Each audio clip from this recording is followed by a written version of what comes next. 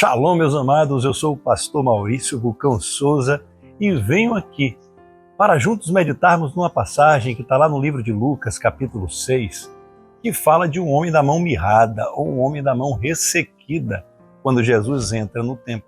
E a gente vai ler rapidamente aqui e fiquem aí para ver as preciosidades desse texto. Olhe bem, em Lucas 6, a partir do versículo 6, a palavra vai dizer assim: E aconteceu também no sábado que Jesus entrou na sinagoga e estava ensinando. E havia ali um homem que tinha a mão direita mirrada ou ressequida. E os escribas e fariseus observavam Jesus, se haveria alguma cura no sábado, para acharem do que acusar. Mas ele bem conhecia os seus pensamentos e disse ao homem que tinha a mão mirrada: Levante-se e fique em pé no meio. E levantando-se, ele ficou em pé. Então Jesus lhe disse: Uma coisa vos hei de perguntar. É lícito nos sábados fazer bem ou fazer mal? Salvar a vida ou matar? E olhando para todos disse: Estende a tua mão. E ele assim o fez, e a mão lhe foi restituída sã como a outra. É interessante isso daqui, porque eu ficava imaginando primeiramente, como um homem com a mão ressequida poderia estar dentro do templo naquele momento. Porque não poderia, de jeito nenhum. Não era permitido pela lei de Moisés. E aí eu estava num seminário, num congresso, e o meu apóstolo estava pregando sobre isso. E aí ele pegou e ele falou para nós ali, que ele perguntou isso para um rabino. Como isso seria possível? Como Jesus entraria num templo e teria um homem com a mão ressequida ali dentro, se não era permitido de acordo com a lei de Moisés? E o rabino disse a ele: Isso é fácil. A pessoa escondia aquela mão doente dentro das vestes dele. Tinha muitas vestes, né? Naquela época não teria aquele bolso como a gente tem hoje, mas no tempo de hoje seria um bolso. Ali escondeu a mão e entrava. Então, quando Jesus entra naquele templo, aquela pessoa ali não estava mostrando a mão ressequida. É interessante essa passagem, vai ficar muito mais interessante, porque Jesus vai entrar naquele lugar. E ele fala 3 coisas para essa pessoa. Primeiro, levante-se, venha para o meio. E aí só então, e ele vai pedir para ele estender a mão. E aqui a gente aprende, gente, a ser curado. Porque quantos de nós estamos dentro da igreja, estamos dentro do corpo de Cristo, estamos vivendo um evangelho escondendo a podridão do nosso corpo, a podridão da nossa mente, escondendo alguma coisa para o resto do corpo, para o pastor, até mesmo para Deus, se é que podemos esconder alguma coisa de Deus, mas na nossa mente a gente está ali, a gente está adulterando, mas a gente está ali, ninguém sabe disso. Olha, a gente fumou uma maconha em casa e está ali, mas ninguém sabe disso. Olha, no final de semana eu traio minha mulher, eu uso drogas, eu me alcoolizo, mas ninguém sabe disso. A gente tem uma vida, às vezes, sofrida, às vezes não em pecado, mas ninguém sabe disso. Por quê? Porque a nossa mão ressequida, que pode representar qualquer coisa em nossas vidas, estão escondidas. A pessoa tem que entrar ali na igreja e ver uma capa de santidade na gente. A gente não admite mais os nossos erros, mas Jesus entrou naquele momento e Ele entra hoje ainda na sua casa, na sua vida, nessa igreja em que você congrega, para dizer: quando eu entro, você tem que se expor, porque senão você nunca será curado. E Jesus, Ele vai dizer assim, ó, levante-se e venha para o meio. Por que levante-se e venha para o meio? Porque você tem que se expor. Está escrito em Provérbios: aquele que esconde as suas transgressões nunca prosperará, mas aquele que confessa e deixa alcançará misericórdia. E eu sei que está difícil hoje em dia. Eu sei que a gente é muito julgado.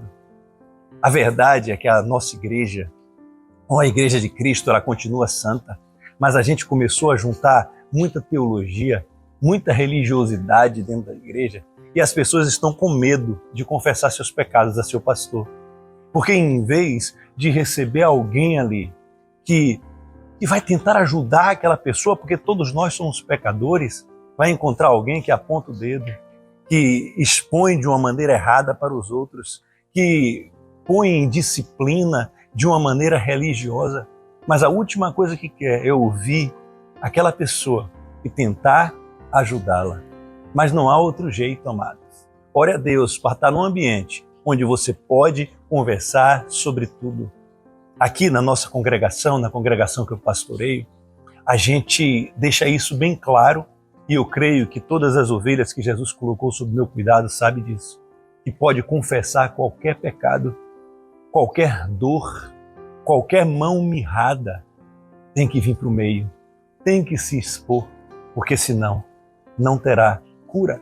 E Jesus sabia disso. Por isso que Jesus disse, levante e venha para o meio. Aqui no meio você será curado. É no meio, você tem que confessar a mim, você precisa se expor, você não pode esconder as suas mazelas. E isso vai ficando ainda mais estreito, porque Jesus diz assim, ó, levante a sua mão. E se fosse você, que mão você levantaria? Porque talvez se fosse eu, a mão mirrada continuaria ali no bolso e eu levantava outra, aqui ó. Porque ali é um momento de cura, mas a cura só vem depois da exposição e a gente não quer se expor. E a gente fala assim, que nada, eu vou confessar meu pecado, nada.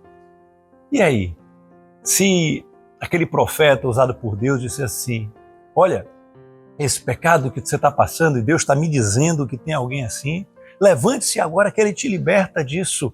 E você está doido para se libertar daquilo, mas você não quer se expor. É difícil, né? Mas Jesus falou, levante a sua mão. E Ele levantou a mão mirrada. E ali os fariseus deviam estar loucos, porque disse, esse cara não vai curar esse homem justamente no sábado. Mas esse cara era o nosso Senhor Jesus Cristo. E onde Ele chega, a cura. Onde Ele chega, a ressurreição. Onde Ele chega, a refrigério na alma. E esse homem levanta a mão mirrada. E ali ele recebe a cura. Qual a sua mão mirrada, amado? O que é que você está escondendo que está doendo tanto aí? Que todo culto, aí no caso foi representado pela sinagoga, mas eu estou representando pela sua igreja, todo domingo, não sei o dia que você vai, mas todas as vezes você vai querendo cura. Mas você não tem confessado.